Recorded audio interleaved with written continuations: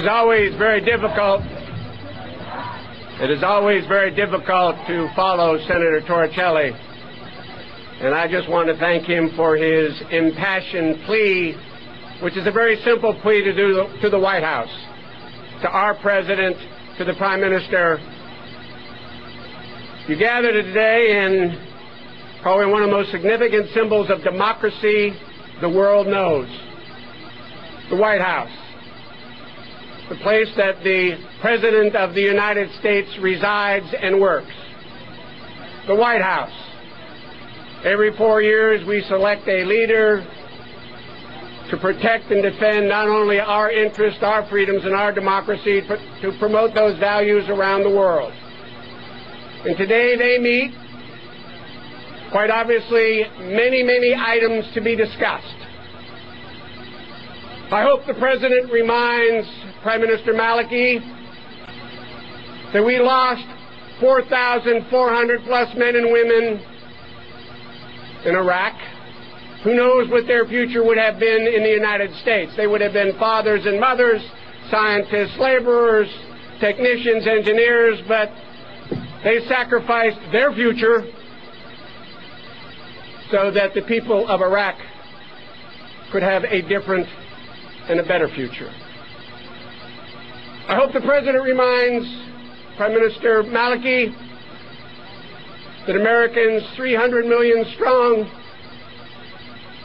have participated in contributing hundreds of billions of dollars so that Iraq could have a different future, a better future.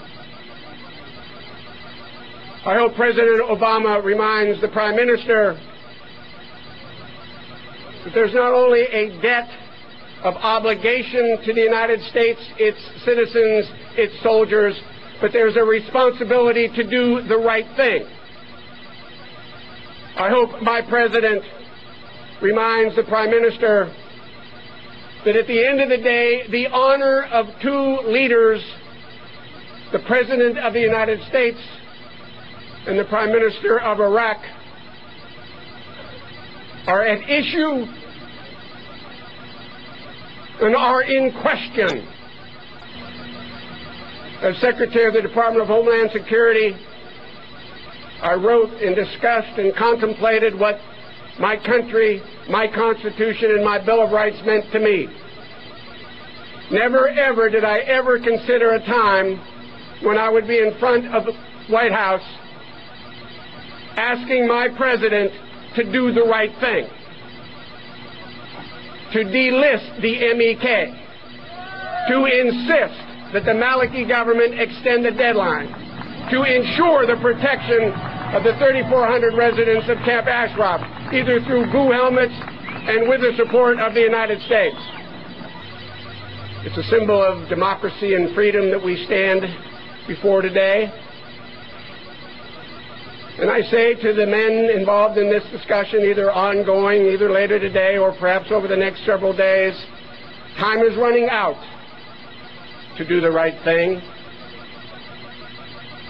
I spent a great deal of time over the past several months talking to mothers and fathers and sisters and brothers of the men and women in Camp Ashraf. It's painfully obvious to me that the misinformation that the Iranian government has spread around the United States of America about the MEK obviously has some effect, because as of today, the State Department nor the White House has done the right thing by delisting the MEK. By the way, Prime Minister Maliki yesterday apparently said to the Wall Street Journal during an interview that the MEK is an annoyance to Iran. An annoyance to Iran, the single greatest terrorist organization in the world is Iran. The MEK is not a terrorist organization, as the world understands, as the world knows.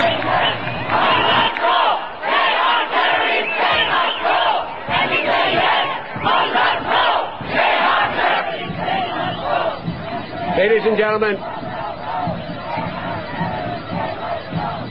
at the end of the day, ladies and gentlemen,